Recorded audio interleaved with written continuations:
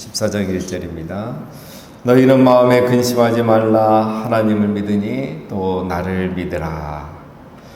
14장은 읽기만 해도 굉장히 은혜가 되고 또 예수님의 마음에 와닿는 그런 말씀들이죠. 너희는 마음에 근심하지 말라. 자, 이 말은 제자들이 마음에 근심하고 있다는 거죠. 자, 왜 지금 제자들이 근심하고 있을까요? 지금 이제 요한복음 아직 13, 14장밖에 안 되지만 21장까지 있죠. 예수님이 이제 죽으실 날이 곧 며칠 안으로 가까이 온 겁니다. 그래서 제자들은 근심하고 있는 거죠. 지금 13장에서 예수님이 하셨던 말씀이 내가 이제 너희를 떠나고 너희들은 나 있는 곳에 갈 수 없다, 따라올 수 없다 이 말을 했죠. 그래서 제자들은 예수님이 떠나신다는 생각을 하니까 마음에 근심이 되는 거예요. 왜냐하면 예수님 한 번만 믿고 지금까지 따라왔는데 예수님이 떠난다는 거. 그 다음에 어제 또 뭐라 하겠습니까? 너희는 나 있는 곳에 갈 수 없다, 따라갈 수 없다 이렇게 말했죠. 그러니까 이제 제자들은 마음에 근심이 생기는 겁니다. 그러니까 제자들이 그 예수님에 대한 지식이 부족하죠. 당연한 겁니다. 이거는 제자들이 뭐 문제가 있는 게 아니고 오늘 우리는 이제 결과 다 성취된 거를 보기 때문에 이제 예수님이 죽으시고 부활하시고 승천하시고 성령이 오신다는 걸 다 아니까 이거 뭐 제자들 왜 근심하나 싶지만 제자들 입장에서는 당연한 거예요.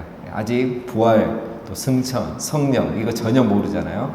그렇기 때문에 더 좋은 일이 있는데 그걸 모르기 때문에 근심하는 것입니다. 자, 그래서 예수님이 잠시 떠난다는 것도 모르고 떠나시면 성령이 온다는 것도 모르고 지금 잠시 떠나지만 이게 뭐 영원한 이별도 아니고 다시 만난다는 것, 성령으로 다시 만난다는 것을 모르는 거죠. 자, 그래서 제자들이 지금 근심하는 이유는 예수님에 대한 지식이 부족하기 때문이에요. 그래서 우리가 여러분 믿음이 없어서 이렇게 근심한다고 하는데 그 믿음이 없는 이유는 지식이 없기 때문입니다. 예수님을 아는 지식, 하나님을 아는 지식이 없으면 우리가 그렇게 되는 거죠. 근심하게 되는 거죠. 자, 그래서 예수님 뭐라 하십니까? 하나님을 믿으니 또 나를 믿으라. 그럼 지식이 부족할 때는 어떻게 해야 되느냐? 믿음이라도 가져야 돼. 믿음. 하나님을 믿으니 또 나를 믿으라.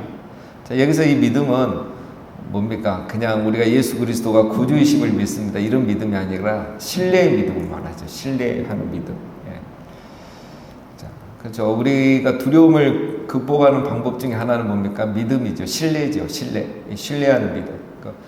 부모가 있으면 어린아이들이 두려워하지 않죠. 부모님이 나를 지켜주는 걸 아니까. 그래서 아이들은 막 겁없이 뛰어다니고, 그 다음에 어린아이들, 초등학생들은 뭐 근심 걱정합니까? 부모님이 함께 하는데 부모님을 믿잖아요. 자, 이런 믿음이 필요합니다. 자, 제자들은 지금 그런 신뢰의 믿음조차 부족하다는 거죠. 자, 그래서 오늘 말씀은 이제 예수님이 너희가 두려워할 필요 없이 나를 신뢰하면 된다, 믿으면 된다, 이거를 이제 말씀하시는 겁니다. 2절, 내 아버지 집에 거할 곳이 많도다. 그렇지 않으면 너희에게 일렀으리라. 내가 너희를 위하여 거처를 예비하러 가노니 가서 너희를 위하여 거처를 예비하면 내가 다시 와서 너희를 내게로 영접하여 나 있는 곳에 너희도 있게 하리라. 자, 핵심은 이제 뭐죠? 중요한 거는 예수님이 영원히 떠나는 게 아니다 이거죠. 내가 가는 거는 너희를 위하여 거처를 예비하러 간다. 거처를 위하여 거처를 예비하러 간다는 거죠. 그래서 그 약간 의미가 다르죠. 어제 13장에서는 지금 떠난다고 하셨을 때 떠난다는 의미가 무슨 의미였습니까? 십자가를 지러, 십자가에 죽으러 간다 이런 의미였는데 지금 떠난다는 말은 내가 초소를 예비하러 간다 그런 말씀이죠. 그러니까 지금 예수님이 하시는 일은 다 제자들을 위해서 하는 거죠. 십자가를 지러 가는 것도 제자들을 위해서 가는 거고 또 처소를 예배하러 가는 것도 제자들을 위해서 가는 거죠. 그러니까 제자들에게 더 좋은 거죠. 예수님 여기 계속 계시면 뭐가 좋겠습니까? 당장 좋지만 자기 죄 문제도 해결을 해야 되고 구원 문제도 해결해야 되는데 예수님 떠나야 그런 게 성취되는 거죠. 그래서 더 좋은 거라는 겁니다. 그 다음에 두 번째 말씀하신 게 뭐죠? 내가 다시 와서 너희를 내게로 영접하여 나 있는 곳에 너희도 있게 하겠다. 거처를 내가 다 예비하면 내가 다시 올 거다. 그래서 그때는 우리가 함께 있을 것이다. 자, 이거는 이제 궁극적으로 이제 예수 그리스도의 재림이겠죠.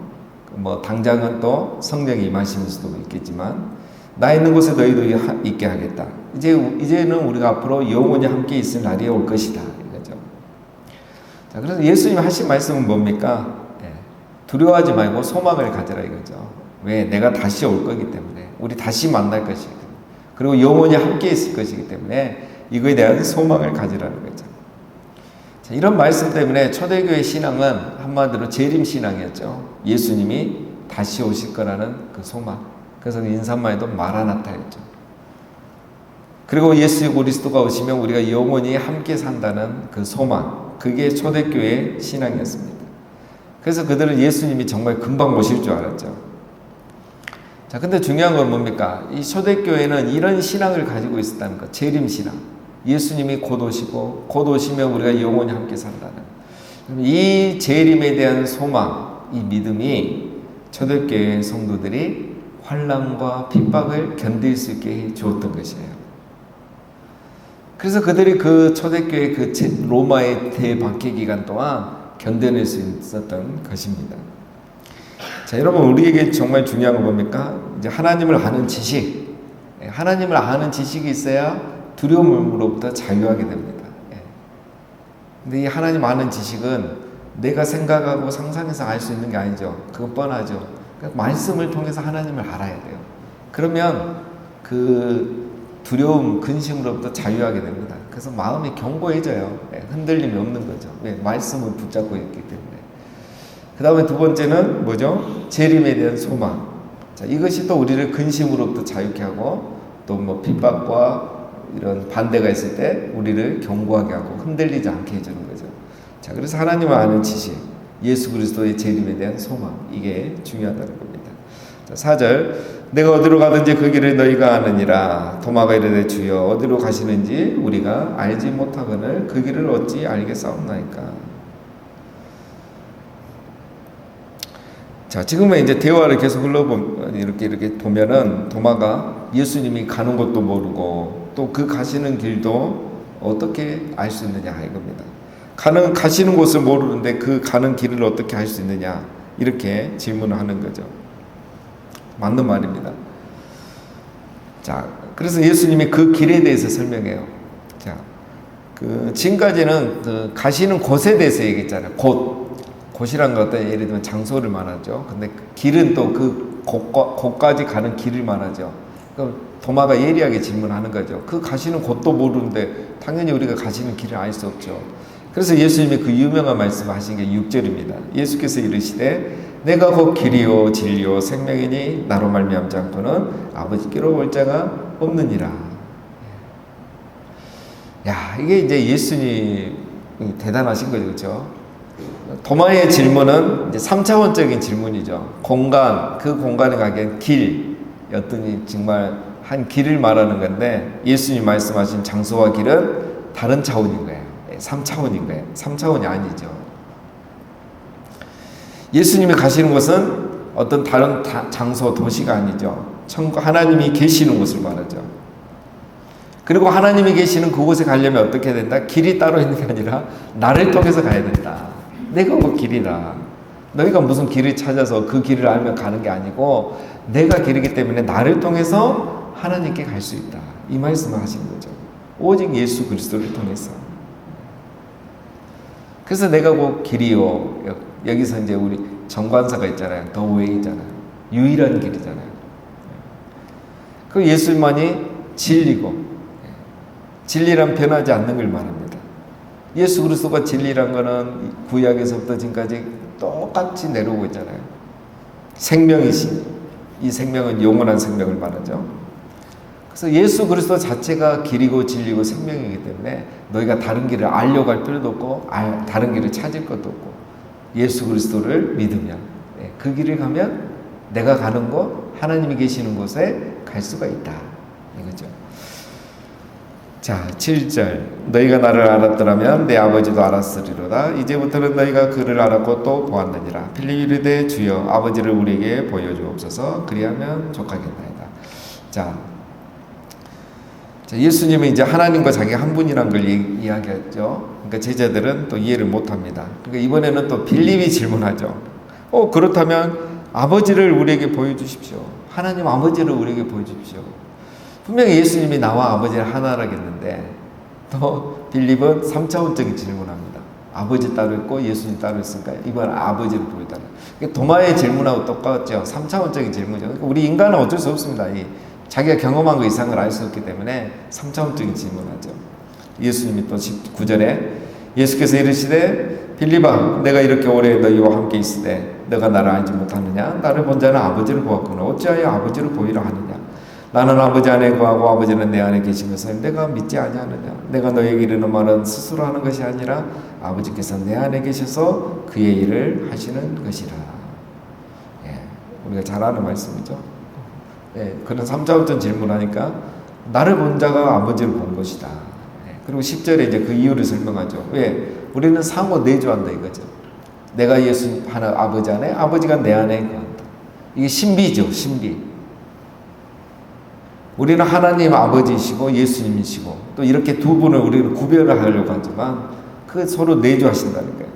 이게 이제 사실 어렵죠. 네, 우리는 이제 삼위일체라는 어떤 교리를 지금 만들어냈어요. 이걸 이해하기 위해서. 근데 제자들은 그런 걸 알 수가 없잖아. 그 당시는. 그러니까 이 자체도 이해를 하지 못하는 겁니다. 처음 듣는 얘기죠. 자, 그래서 예수님 뭐라 하시죠? 11절에 내가 아버지 안에 거하고 아버지께서 내 안에 계심을 믿으라. 그렇지 못하겠거든 행하는 그 일로 말미암아 나를 믿으라. 예. 이걸 이제 무슨 말씀이냐면 내가 쉽게 말하면 이제 아버지가 내 안에 없으면 즉 내가 하나님이 아니면 내가 어떻게 이런 기적들을 행하겠느냐. 내가 똑같은 너희하고 몸을 갖고 있는 인간의 몸을 갖고 있는데 내가 하나님이 아니고 아버지가 내 안에 없으면 내가 어떻게 오병이의 기적을 하고 죽은 자를 살리고 병자를 고치겠느냐.